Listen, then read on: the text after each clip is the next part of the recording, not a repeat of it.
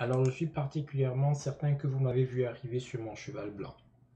La prochaine question, c'est de déterminer votre stratégie. Quelle va être votre stratégie d'application de prix? Vous savez quel est le prix moyen des t-shirts en local, du moins dans pas la circonscription, dans la localité que vous visez. Sachant cela, quels sont les prix que vous allez appliquer aux produits que vous allez vendre? Alors, c'est intéressant. Regardons par exemple une plateforme comme... voyons donc. Alors, je ne vais pas prendre les places de marché parce que les places de marché, les prix sont parfois fixés par les clients, en fait, pas les clients, mais les concepteurs eux-mêmes. Alors ici, on observait les t-shirts pour femmes, c'était une moyenne de 7 dollars. Alors, revenons ici, Products and Pricing. Et prenons, là c'est pour les hommes, prenons pour les femmes, on va prendre les t-shirts. Alors soit dit en passant, Printful c'est une plateforme, ici ce n'est pas une place de marché. Cette plateforme, si vous décidez d'aller avec elle, ça veut dire qu'il faudra la connecter à votre site web, un site web que vous allez devoir héberger, gérer, créer, etc., etc. Alors Printful, alors lorsqu'on regarde rapidement, c'est vraiment très rapidement, là, le prix moyen semble tourner autour de, je dirais 12 dollars. Hein. Bon, peut-être j'ai mal calculé, mais 11-12 dollars en moyenne, le prix d'un t-shirt. Alors que ici, et c'est un t-shirt vide, tout blanc, ou alors coloré. Ouais, c'est ça, c'est un t-shirt. Vous n'avez pas encore mis vos messages, vous n'avez pas encore mis vos dessins, vos animations, etc. Alors que par exemple sur Walmart, le prix moyen, ça tourne autour de... En fait, c'est moins de 10 dollars dans tous les cas. Alors vous voyez qu'il y a déjà un décalage. Alors qu'est-ce qui ferait en sorte que un client qui a accès par exemple à Walmart, au lieu d'acheter à Walmart un produit qu'il voit, qu'il peut toucher, qu'il peut même dans certains cas essayer sur place et payer directement, pourquoi est-ce qu'il sauterait tout cela et viendrait en ligne dans votre boutique acheter un produit qui lui arrivera peut-être une semaine plus tard, il ne l'a pas essayé, il ne l'a pas touché, etc., etc. Alors ça, c'est une question que vous devez vraiment vous poser. Et maintenant, quand on dit que c'est plus cher, c'est de plus cher de combien? Imaginons que le prix sur Walmart, c'est de 10 dollars. Si vous vendez, vous, votre produit à 11 dollars, est-il possible qu'il l'achète sans trop se poser de questions? Oui, mais si vous le vendez par exemple à 25 dollars, 35 dollars, pensez-vous que leur réaction sera toujours la même? Seront-ils capables de l'acheter malgré tout? Ce n'est pas qu'ils ne peuvent pas l'acheter, mais qu'est-ce qu'il faut de plus pour qu'ils soient capables de l'acheter à ce prix?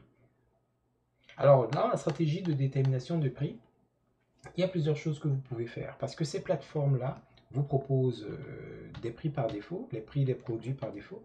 Maintenant, il faudrait, comme dans le cas du dropshipping, que vous déterminiez si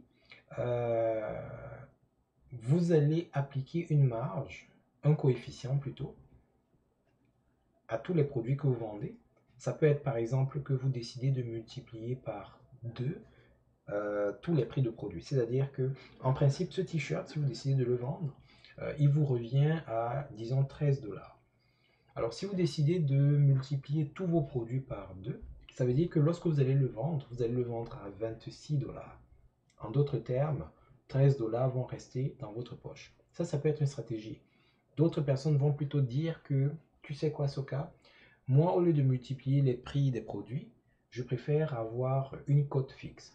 Je voudrais gagner, par exemple, 10 dollars sur chaque produit que je vends. En d'autres termes, ce t-shirt-ci qui vous revient à 13 dollars, vous allez le revendre à 13 dollars plus 10, c'est-à-dire 23 dollars. Et vous allez rester avec 10 dollars. Et ça veut dire que ce produit-ci, si vous décidez également de le vendre, vous allez le vendre plutôt à 18 dollars, c'est-à-dire 8 dollars plus vos 10 dollars de bénéfices escompté, et ça va faire que vous restiez toujours avec 10 $, quel que soit le produit. Tandis qu'avec la première méthode, celui-ci aurait été vendu à 26 $ et ça vous aurait rapporté 13 $ de bénéfices. Et celui-ci aurait été vendu, ça c'est très intéressant, à 16 $ et ça vous aurait rapporté 8 $ de bénéfices. Alors vous voyez, chaque stratégie a ses avantages et ses inconvénients. Mais c'est à vous de voir en fonction des bénéfices que vous voulez faire, en fonction de votre vision du marché, mais également en fonction des réalités. Alors, vous n'êtes pas obligé d'avoir une stratégie que vous appliquez systématiquement à tous les produits. Vous pouvez déterminer un canevas général et puis le personnaliser suivant certains produits. Vous pouvez décider de toujours multiplier les produits par 2 ou par 3 ou par 2,5 ou par peu importe le coefficient que vous choisissez. Mais pour un produit en particulier, vous décidez, bon, ben, celui-là, je vais plutôt mettre une marge fixe, etc. Mais dans tous les cas, il faudrait que ce soit clair pour vous. Autre chose qu'il est important de faire, c'est de garder une trace des produits d'origine. Okay? C'est important de savoir si vous décidez par exemple de vendre ceci, de savoir que ça coûte 13 $, ça vous revient à 13 $, et d'établir une stratégie là-dessus.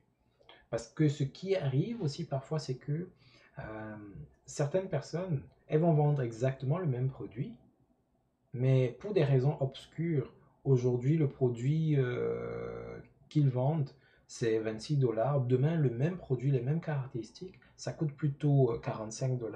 Après, demain, ça coûte plutôt... Il n'y a pas une sorte de cohérence là-dedans. Si vous allez dans des magasins comme Walmart, par exemple, vous allez constater qu'il y a beaucoup de cohérence. Les produits de la même marque, des mêmes couleurs et tout, c'est toujours le même prix. À moins qu'il y ait, comment est-ce qu'on appelle ça, l'inflation ou des choses de ce genre-là. Si vous revenez demain, après-demain, ce sera globalement la même fourchette de prix. À moins qu'il y ait des promotions spéciales ou une inflation spéciale, mais c'est assez prédictible. Ok? Donc, si vous n'êtes pas prédictible, parce qu'à un moment donné, les clients savent à quoi s'attendre. Quand ils voient un produit dans une allée, ils savent quel type de prix ils pourraient avoir à débourser. Alors, si à chaque fois ils sont surpris, bon, s'ils sont surpris parce que les prix sont plus bas, c'est une chose, mais s'ils sont surpris parce que parfois les prix montent, après ils prennent d'autres tangentes, ça peut vous causer quelques soucis.